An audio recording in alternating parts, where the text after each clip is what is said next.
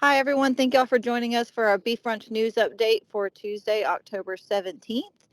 We're going to go ahead and let Vince kick it off with his update for Central and South Louisiana. Well, as always, thank y'all for having me. It's a pleasure, but it sounds like a broken record, but what I'm going to go into, but we're awfully dry here in Central and South Louisiana. I got friends along the coast that run cattle in the marsh. Talked to a couple of them over the weekend, and I mean there is no water in coastal Louisiana right now to speak of. So with that being said, it gives them an opportunity to run cattle down in the marsh and probably get some pretty decent grazing out of that and save on some hay up above the intercoastal where some of them traditionally run their cattle on ryegrass and hay as a source of forage and food sources. So with that being said, there is I guess a silver lining to all of this drought, but here in the central part of the state, Lee and I were talking before we got started with the recording process. They were in the low 40s this morning, where we were at 47, 40, 46, 47 degrees this morning, just about 50 to 60 miles north of Lafayette. We're not far off from a frost, when these temperatures start getting down to where they're at. So it just adds insult to injury. We virtually had no rains still to this date. From all this, these week is bi-monthly programs we've been recording. Since June, probably no significant rainfall. So it's powder house dry right now. As cattle move, they trailing dust up like you see out west somewhere. So it's remarkably scary at this point in the fall that we've had no rainfall to replenish our soil moisture, so to speak. We've got a lot of ryegrass planted in South and Central Louisiana. But the skepticism is, will it come up and will it survive? We get a cold event, early cold event like we did last year. A lot of us got it planted. We got some rains, got it up. December the 5th, we had a killing freeze. So here we are about roughly less than 60 days away from that point. So it's very, very concerning with cost of seed and fertilizer with no kind of guarantees or certainly no kind of change in sight. However, the end of next week, I think on the 26th, 27th, 28th through the 30th, they're given 4 days of chances of rain. So hopefully that comes to intuition and we can get some of that rainfall in place. But it is extremely dry in our area. People are still looking for hay. We've heeded the warnings. We've put the warning out there probably since midsummer, and people are still looking for hay. I think at the Iberia Research Station this Saturday coming is their field day. They did a little research on some hay substitutes, as some of the corn stalks that have been heard of that have been rolled, even some soybeans. So all of those odd or untraditional hays or forages or feedstuffs have been tested, and they're going to have a little demonstration or a presentation, should I say, on all these different nutritive values and cautions and things to watch out for as we move into our winter feeding period. So the big scare is the drought conditions. We had, I think, 0.2 of an inch with this front coming through last week. Then this dry front came through on between Friday and again yesterday. We had another front come through a week ago. 2 weeks ago, we had 0.75 of an inch, but I mean that didn't even do anything to subsidize the drought because it's just so dry. You didn't notice it 6 hours after the rain event happened. So with that being said, there's still a considerable number of cattle making their way to the sale barns here locally. In the Opelousas, over to Kinder, they're still seeing some significant numbers of grown cattle going through the barn. We've probably seen the midst of the spring calf run, probably have gone through the barns or through their marketing sources at this point in time. But the indications are we've had tremendously lighter weaning weights, and that's just a known fact. And cows didn't produce the milk like they should have through the grazing season, spring and summer. people had to try to supplement, and even where they could, we have a lot of rice acreage in this area. A lot of people rotate cattle still with rice ground. They have the option to irrigate some of that, and some of that did happen, but that comes at a $4 per gallon diesel bill. So it's just insult to injury again as far as escalated cost of doing business in the livestock sector. So we definitely need a change in weather. And I think, that the consensus is that we'll see more cattle going to the sale barn. Folks that have marginal amounts of hay, we see a lot of liquid feed being put in tanks, a lot of tubs going out right now to supplement ahead of the change in season. But the consensus is I think we'll see a lot more cattle being sold if this weather pattern doesn't change here in the next 6 weeks, because some of the quality of hay that we have or feedstuffs that we have is very marginal. We've got some reports back on this enormous amount of rice straw that was baled. Some better than we anticipated. Some in the mid 4s, up to 5 in some cases. The majority is in the 2 and 3% crude protein range, with about a mid 40s to near 50 TDN. So my advice to anyone using rice straw as a supplement or a forage source, plan to use some type of supplement high in protein and high in fat to maintain that body score condition. Because as these cows start calving, and if they don't have these needs in front of them, we're gonna see some body condition scores go down rapidly. So it's time to start supplementing as body condition scores are starting to show. We're starting to drop some weight and some conditioning off. Cows that are heavy bred, not so much, but young cattle, maybe heifers, replacement heifers, need that extra special attention. So make sure that they have what they need in front of them. Ashley, that's about all I have. Again, it's going to be bull buying time. There's a lot of stocker cow sales coming up, bull sales coming up through the fall and winter. Our cattle genetics have improved greatly in the last 20 to 30 years. So with the lack of forages or the minimal amount of forages and stockpile hay and forage at this time, it's going to be an escalated feed cost involved in maintaining these cattle. And if you're buying, some of these higher ended bulls, you can expect to pay more money, as the market is still pretty lucrative on good calves. Good bulls make good calves. So make sure your cows got the nutritional needs, and those replacement bulls that you might be bringing in, you may need to pay special attention to those guys. So horn fly populations are still high. It's droughty conditions always brings that about. So hopefully we see a change in the weather, and we continue with some moderately cool weather, but some rainfall could definitely curtail the droughty conditions that we've suffered all summer and moving into the fall and winter period. So it's about all I have for the day. Thank you, sir. I should have said this, I guess, when we initially got started. We're all on the road today and in between meetings and everything else. And so apologize again. We don't have a video up for y'all, just our voices today, but we do appreciate y'all understanding that and being patient with us as we navigate our schedules to be able to get these out to y'all every other week. Lee, I'll go ahead and turn it over to you for our North Louisiana update. Thank you, Ashley. Glad to be with you all here today. Ditto and echo what a lot of Vince said about conditions in northwest Louisiana, north central, and maybe extending on into northeast Louisiana. It's been a cold one, folks. We were grateful to have a break from those record high temperatures. We would hope that the rain would accompany these ensuing kind of fall and winter cold fronts that are starting to roll in our area, but it hadn't really materialized like that. The last time we visited, I think a couple of days afterwards, we did receive some pretty widespread rainfall. Amounts were wide and varied, but most everybody got something. But as Vince was talking about, it wasn't enough, folks, to really do a ton of long-term good. In fact, and hear me out on this when I make this statement, it may have hurt us just a little bit.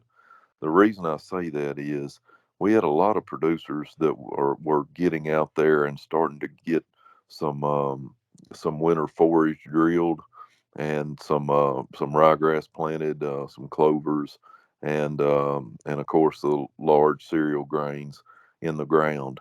And that rain spurred on germination and brought those seedlings up. And now here we are right back to those ultra dry conditions. Um, yeah, it was around 41 degrees here in northwest Louisiana this morning, depending on location. The wind has been pretty ferocious the last couple of days, so it's I actually felt a little cooler than what it actually is. We're a couple of degrees off frost, so we avoided it. And if my understanding of the weather forecast is accurate, I believe we're going to avoid a frost for the next week and a half or so. But it's getting that time of year for us up here in far northern regions of the state to start dealing with some frost and everything. I believe in the particular area where I'm at, the average first frost date is somewhere around October the 15th. So we're not far off from it historically. We're used to dry conditions during this time period, during fall, late summer, and early fall. What sets this time period apart is how dry it's been for so long, and of course those record temperatures just exacerbated the drought conditions, and so on and so forth. So, as far as pasture conditions go, they're just abysmal, folks. I mean, we we continue to see some uh, green tint to our summer annuals, but you're not seeing any growth, and you're seeing some folks that are scrapping together kind of a last ditch cutting of hay. Vince and I were talking before we hit record on this thing that the yields are just abysmal, and I think that can go statewide. But a lot of folks were just holding out hope and holding out hope that they would get a saving rain, so to speak, and some good growing conditions to make an excellent third cutting. And it's just materialized. No, it hasn't materialized as of today. We continue to see a lot of cattle moving um, out of the country, so to speak. But it's maybe some signs of moderation up our way as far as these large runs, and I think that's just a product of how many cattle have been marketed over the last 2 3 months. I'm not going to say that we run out of cattle, because we never run out of cattle. Doesn't matter how good the price is, or how low the prices are, or what you think the supply of cattle is. It seems like folks always come up with some cattle and are able to patch together pretty decent sales from time to time. But I do think that the increase in cattle marketing that we've been talking about on these news updates since June, essentially, is really starting to bite, and you're starting to see fewer and fewer of those calves come to market in the last week or two, and we'll see what the future holds with that. With that being said, I'll jump directly into the market report for this week. Got medium confidence in this data. Didn't have had a couple of barns that usually report that didn't have one for whatever reason. But with that being said, we do have data from 5 different barns, so that's medium to high as far as confidence in this data. This is for the week of October the 9th through the 13th. As a reminder, this is self-reported data generated by the sale barns. We're not there grading these cattle, so your results may vary greatly depending on quality and so on and so forth. So for 500 to 600 pound steers, the average of prices experienced in Louisiana last week was $1.32 to $2.33 per pound, high point being $2.42 per pound. On the 5 to 6 weight heifers, $1.33 to $2.21, high point being $2.35. Cull cows, 65 cents per pound to $1.16 per pound, high point being $1.35. Cull bulls, 74 cents a pound to $1.24 per pound, with $1.29 being the high point. Bred cow side of things, we don't report the lows because of the way these reports are generated. There may be some confusion. Some barns report bred cows, some just report cows by the head. So I just report the top end of those. Average on the top end on bred cattle was $1,612.50. And on pairs, the average of the low was $812.50 all the way up to $1,806.25. We try to track trends in the market, report to report. So versus this same time period 2 weeks ago, when we last made a report, the 5 to 6 weight steers were 1% lower than last time. 0.2%, 0.28% increase in their 5 to 6 weight heifers, 1.68% increase in cull cows, and a 3.8% decrease in our cull bulls. And folks, just a couple of comments related to as I was putting this report together. The ranges on these prices were wide and varying, and I think that's a product of the quality of the cattle. I think that maybe, quite frankly, a couple of these barns were dealing with maybe some large strings of poor quality, kind of number two type, plainer type cattle that may have drug a couple of their price points down a little bit. Generally speaking, several of the livestock barns that I pulled this report from saw some price increases week over week as far as on these calves and on the cull animal side of things. That you notice we did see a decrease on the cull bulls, but think about what's been bringing the highest money. These cull bulls have really been knocking it out of the park, and frankly, they got a little farther to fall, I think, before they get priced right as far as where they need to be. Cull cows did see that increase, so maybe, just maybe, if you listen to these reports with any regularity, have heard us talking about these massive wall of cull cows that have been hitting the market for the last 3 months. And maybe, just maybe, statewide and nationally, we've kind of getting to the tail end of that huge culling moving forward. There's a lot of people that are buying cattle right now that are in the market right now on the grazing weight cattle, 400, 500, 600 pound steers and heifers that are trying to put together some loads to go out on ryegrass or further west, more wheat based grazing. There's a lot of interest in the market in as far as that. But folks, you just take just a moment and run the break even on your calves. What some of these wheat grazers and even ryegrass grazers in the state, how those cattle are going to have to perform, and what kind of sales expectations are going to need to be reached for these folks to even break even.